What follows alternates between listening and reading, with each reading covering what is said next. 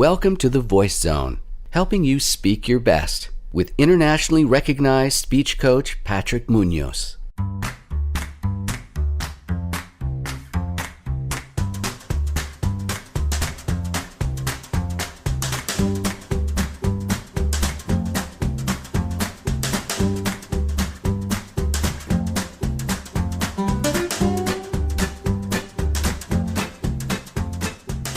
Recently, I posted a video called Help, I Can't Be Heard. I have so many clients who come to me because they have a hard time being heard. Sometimes it's because they're not being heard in a business conference call, even when they have 2 or 3 people on the phone and they're with their associates, but their associates have loud voices and are very confident about what they're saying. I have one client who felt very challenged to be heard in that same situation because he wasn't a quote-unquote loud person. However, he had ideas he wanted to share. Another client of mine feels challenged anytime there's a party or a group of people, when there's loud music in the background. It's constantly a problem for him. How can he be heard? These are problems that occur for a lot of people. So, in this podcast, I want to talk to you about where your volume lies for you.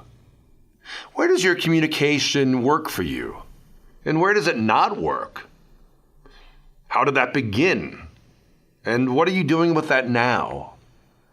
Would you like to change that so that you can be heard the very first time? Also, looking at the why behind all of these questions I'm asking you. Why is it that you speak the way you do? And what is it that you can do to change that?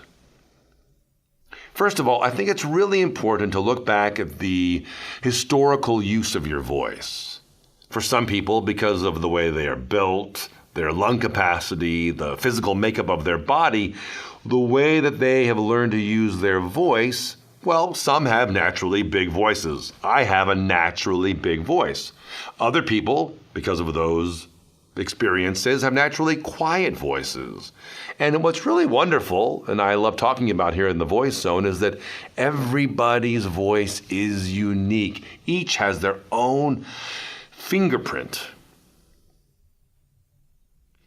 Well, so we have the idea about how our voice developed. How did our voice develop? We have people I know, friends of mine, who are very quiet. And when I ask them, how is it that you were so quiet? How come you are so quiet? They tell me that, in one situation, they're the quiet one in their family. They came from a very loud family and they reacted to that. They didn't like the cacophony or the stridency of these voices, and they consciously or unconsciously reacted to that. And they've spoken more quietly and softly ever since. One of my clients speaks super quietly. And until she came to me, she didn't have much of a voice at all. It was really hard to hear her. She had a little bit of a speech impediment as well, but mostly she came from a very loud family, and because their family was very loud, she never really used her voice fully. She came to me because she wanted to learn how to use her voice and how to overcome these speech obstacles. I've become really close to her and her family, and it was amazing to see how different her family was from her. Very boisterous, outgoing people. And watching her in a social situation, I noticed that she took a back seat to that. And that's how it was for her growing up. I can relate that to my life. I was the youngest of 4 brothers, and my astrological sign is a Leo. But even as a Leo, where they say you want to be the center of attention, often I would take the back seat and just kind of watch everybody do their thing, and then I wouldn't really talk. I was okay using my voice on stage, but even then, I often preferred to watch what was going on stage. And that is part of why I was always being asked to repeat things when I was growing up. I wasn't really used to socializing in a verbal way that much. I would talk too fast, I would mumble, and what was one common denominator for me was I always felt frustrated when people asked me to repeat myself. Now, let's bring it to the current time. Let's look what's happening to us in our lives today. If you're being asked to repeat yourself, why is that?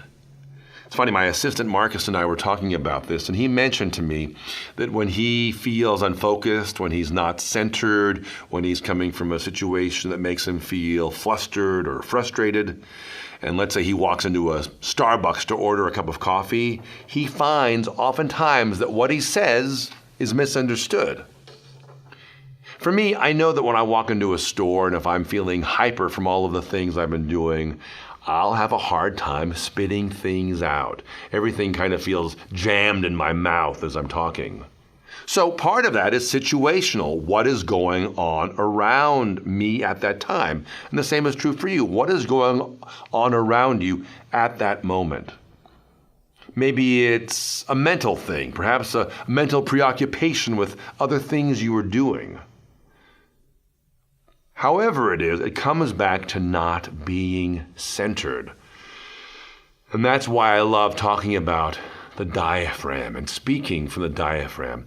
Because if you speak from there, from the center of your body, you are by default speaking from your center. You are speaking in a grounded way. Remember, a centered voice is one that is calm, clear, direct. It's powerful, it's grounded. It's helpful for us to think about, in any situation, why am I not being heard? Is it because I'm not being grounded? Is it my speech or is it my volume?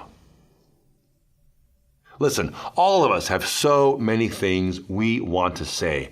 And the reason it sometimes feels jumbled in your mouth is because your mouth is merely the medium for the communication. Imagine the thoughts coming down from your head in a funnel. So when you feel overwhelmed, you feel some angst, you feel flustered, the thoughts get jammed in that funnel and you stumble on your words. However, if you relax and take a breath and take away that angst and pressing feeling that you have, your thoughts start to flow out more freely and more easily. You become clear in your speech. You speak in a smooth way. Remember, it's not a race, and this is something I have to always remind myself. If you slow down your speech, you will have more energy to channel a clear message. Someone asked me recently to do a video on how to have a smooth voice, and this is the first step. Breathe. Center your thoughts. Center yourself. Look at the situation you're in. See how important it is to be an effective speaker so that regardless of the circumstances, whether it's a date, an interview, a speech, you use a tone and volume that's effective for you. How are you using your voice situationally?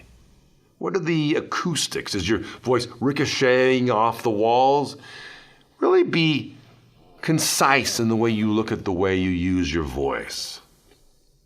I have an exercise I want to finish this audio off with you.